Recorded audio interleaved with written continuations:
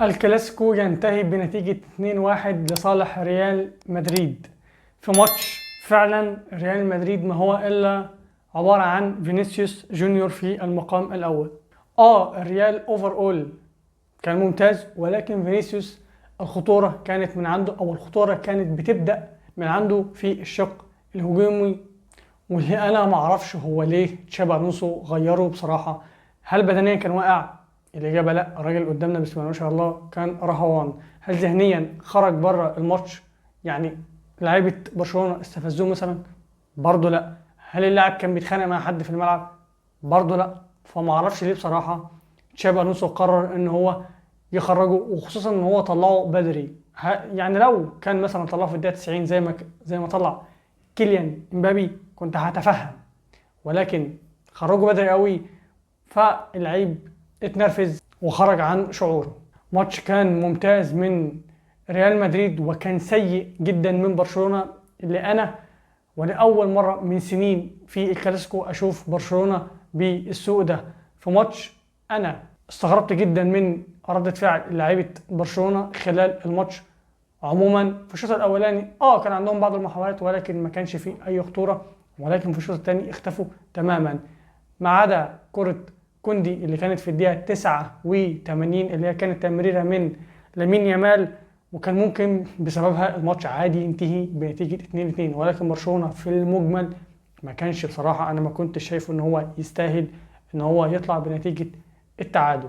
برشلونة اللي أنا مرشحه للفوز بالدوري وبدوري الأبطال. ليه؟ عشان السنة اللي فاتت الفريق كان مدي بعض البشائر بان هو السنه دي هينزل ياكل الاخضر واليابس، خصوصا ان مدربهم هانزي فليك، وعقليه هانزي فليك عقليه المانيه وعقليه صعبه جدا. ولكن السنه دي انا شايف فيه استهتار من اللعيبه، وعلى راسهم لامين يامال، اللي من المفترض ان هو يكون نجم الفريق الاول والنجم القادم للكره العالميه، ولكن انا شايف ان اللاعب دماغه في حته تانية، مركزه في حته تانية، يعني مش بتاعتي ان هو يركز في حته تانية. انا ليا دعوه بالماتش او بلعبه في الماتشات. كريستيانو في 2008 مع مانشستر عموما كان راجل كان مقضيها بره الملعب، ولكن كان جوه الملعب الراجل كان حاجه تانية.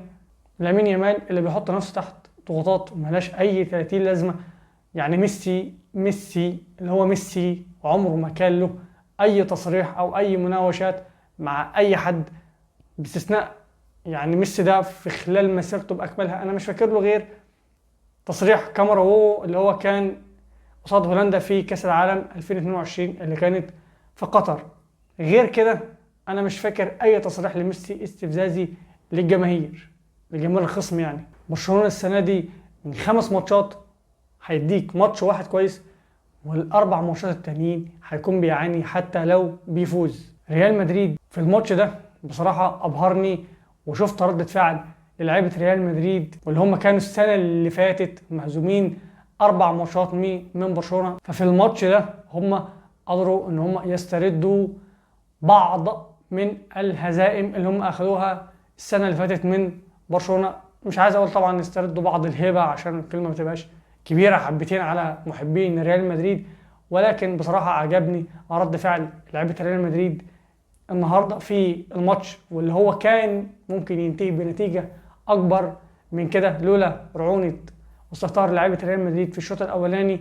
وطبعا كيليان امبابي البلانتي اللي ضيعه، وتشيزني برضه تالق في صده بطريقه جميله جدا. كان ممكن الماتش ينتهي باكتر من 3 اهداف لو كان ريال مدريد سجل البلانتي، خصوصا ان هو كان في بدايه الشوط الثاني، وكان بسببها لعيبه برشلونه كان هيسيبوا مساحات عشان عايزين يخلصوا الفارق او يتعدوا لو كانوا جابوا الهدف الثاني يعني.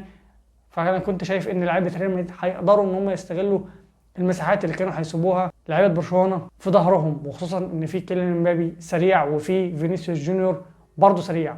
بالنسبه للحالات التحكيميه، يعني كوره فينيسيوس جونيور اللي هي اتحسب البلانتي والحكم لغاها، انا ما شفت الزاويه ان هي توضح اذا كانت بلانتي ولا لا.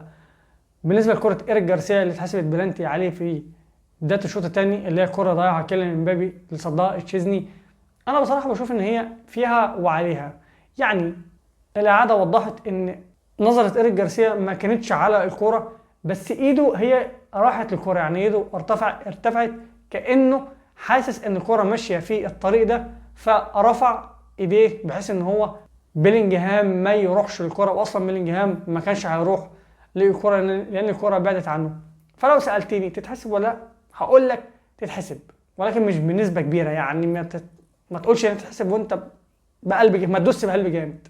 متشوق لردة فعل هانزي فليك، خصوصا بعد الهزائم وبعد البداية يعني مش عايز اقول السيئة، ولكن بداية وحشة جدا من فريق برشلونة في الدوري، وكذلك برضه في دوري الابطال الفريق برضه مهزوم ماتش. فانا متشوق لردة فعل هانزي فليك، خصوصا ان انا بحبه لانه مدرب مش استفزازي لا في تصريحاته ولا في داخل الملعب حتى بيكون مستفز، فهو مدرب محترم وانا بحب المحترم. ومتشوق برضه لردة فعل تشابي الونسو وريال مدريد بعد ماتش النهارده. هل هيكون ده بسبب الكلاسيكو فقط لا غير، ولا هيكون في استمرارية على الاداء ده؟ هنشوف. وبس كده، سلام.